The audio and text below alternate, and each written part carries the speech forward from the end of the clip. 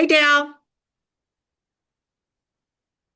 Hey, here we go with another episode of Power to Thrive. I'm D. Wilson. I'm here with Zoe Blodgett. Hey, America, go to the comments, hit that like button, even dislike button if that's what you want. Subscribe to the channel. Check us out. As we said, we're going to get better and better every episode. So tonight, we're going to start off with talking about animals. So, You, Teresa, yeah.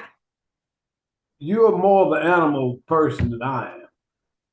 So tell us a little bit about some of the animals you have. Well, Dale, you remember Chi Chi and Rusty, right? Oh, of course. Oh my God. The first animal I ever had, I think I was in the first grade, and I had been just really wanting an animal. And my mom, I was in kindergarten, and my mom picked me up, and we walked a different way from that we normally walk home, and I didn't know what was happening. But then she went in a pet store and she let me pick a puppy. I don't even remember the puppy, but I remember how I was taught to hold him and how to carry him out. I was so proud of that puppy. And I don't even remember the puppy's name. I was just probably five, but I remember it was my first puppy. And then fast forward to when we were growing up on the farm, when we had Rusty and Chi Chi. And Rusty was such a good dog that, whenever we would walk or come back from the mailbox, tell people we live in the country, so we had to walk quite a ways to get Mm-hmm. to our mailbox. He would always come and meet us. When we got off the bus, he would come meet us. If we just called him, he would come flying. And he was a German Shepherd and Collie. You remember that, Dale? And then Yes. Oh yeah. Chi Chi was our great grandmother's dog, and it was a little Chihuahua. And we just had a good time I with never with forget it. those dogs. And so that was my first time starting to love animals. After that, I got a cat named Kojak, and the cat was something. And whenever she would catch something, she'd bring it to me. I remember she bought me a dead bird she'd killed, and I was running all over the house, and she's running right behind me, like she wanted to give it to me. It was feathers everywhere. I was so scared. I just have all these good memories, and the reason why I'm talking about pets is because I know that there are so many people that really love their fur babies, and I completely understand. Um, it's nothing like them, but the sad time is when we have to say goodbye. Sometimes they run away, we lose them, they have an accident. Sometimes it's just time, they're old, and it's just time for them to go, um, as opposed to suffering because we don't want to let them go.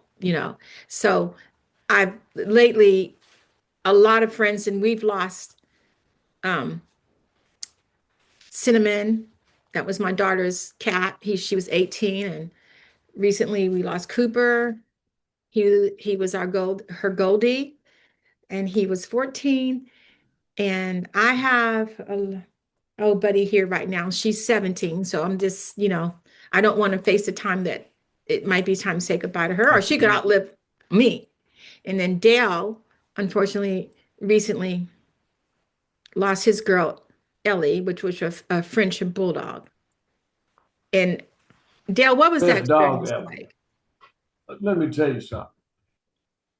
I'm at work and my buddy had a dog they need to get rid of, and they wanted the dog to go somewhere they knew somebody was gonna take care of.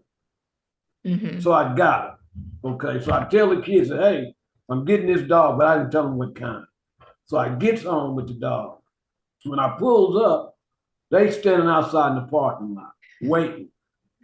And from that day, and we got this dog, it's been over, it was a year and a month or so. The day we walked in this whole house changed just behind that dog. Every single day you got off work, when them kids came home, you were looking forward to come see Ellie. Yeah. And now she's been gone now a couple of weeks. And just the other night, I woke up, I heard a dog barking, which obviously I was dreaming because she's not even here anymore. But I miss her so much. So I went to bed obviously with that on my mind. So Yeah, when you get an exactly. animal like that and you keep them for a long period of time and Mm-hmm. you come home, you talking to them like they're human, you walking them, and then when that dog is gone, you miss that animal a lot. And you Mm-hmm. don't get over it in a day. It takes a while. So right Yes. now, today, I'm still grieving behind. Oh, I think about all my animals, I grieve them. One animal, I don't know if you remember Deuce. Deuce just ran away. Mm-hmm. I never found Deuce, and that was just it's how always been, a heartache for me. But you know, the reason why we're talking about this is because Dale's recent experience and the experiences that I've had, and I have friends. Just recently, so many people have had to say goodbye. You know, and when you have to have a animal put down, usually they're put down because to live is very uncomfortable for them. They've reached their time and you do not want them to suffer. But come by people who just like, oh, it's an animal. What are you upset for? What are you crying for? And I guess they don't really have animals, but it's more than that. They actually become, a part of your family. And when you think about it, God, Jehovah, he created them. For what? He obviously wanted us, and the Bible encourages us to take care of the animals. And so anybody that's abusing the animal is going against his will. So everybody doesn't have to own an animal, but if you own it, you love it and take the best care of it that you can. And when you lose them, like Dale said, it's not something that you just get over. I've shed many tears because, I said Oh that yeah, I cried. yeah, I said, animals, their love is unconditional. But, my husband, Cliff, said, oh, there's no such thing as unconditional. Well, I see his point. If you mistreat an animal, they're not going to love you and they are not going to forget and they will Absolutely. treat you some kind of way. So it is conditional. It's conditional based on how you treat them. They will give their life for you or they will make you so happy to come home every day. They treat you like there's nobody more important than you are. And that's just a loving, warming feeling if you allow yourself to not think, oh, this is just an animal. Just an animal. It has a heartbeat. These animals get some of the same diseases we get as human beings. As a matter of fact, my cat is a diabetic, and she uses the same insulin that humans use. I mean, I go to the drugstore and I get her prescription. It is the same one that humans use. So it's it's just a hard thing to do, to go through. I mean, to lose them. And so I just Listen, thought now we that could we talk about it. speaking about dogs, I just want to say this: service dogs. Let Mhm. me tell you something. I was watching this little episode on TV. It's so crucial having these service dogs for the smaller kids and adults as well. They got them going to these nursing homes, to these hospitals, and it soothes those people, especially the little Mhm. kids. Mhm. So animals, let me tell you something. It's very, very important to you. I'm gonna just say this: before I got my dog, I was that guy say, "Why are you crying about a dog?" Yeah. Well, because I didn't know. But Yeah. once I had a dog, then I said to myself, "Now I get it." I've So had the so animals are many, important to us. Trust me. yeah, and I've had some people come and say, I lost my pet, and now I get how people feel because I was so hurt and crying all over the place. I couldn't believe it. And so now they understand what it's like to lose an animal. And I'm sorry, to hear that. But when you talk about animals, you're talking about service dogs, but you've got these animals that are trained. They can sense somebody's going to have a seizure, somebody's going to they are very smart and they actually help. They smell out drugs, they do everything. These are very useful. All kinds of stuff. all kinds. And then you just have your little kittens and your cats just to to love on and keep you company and play with. Especially kittens, they can be a handful, but and there's all people when let me tell you something. Dale, do you remember Yo-Yo and Jada? Those were our two German Shepherds for our kids. Um, Yes.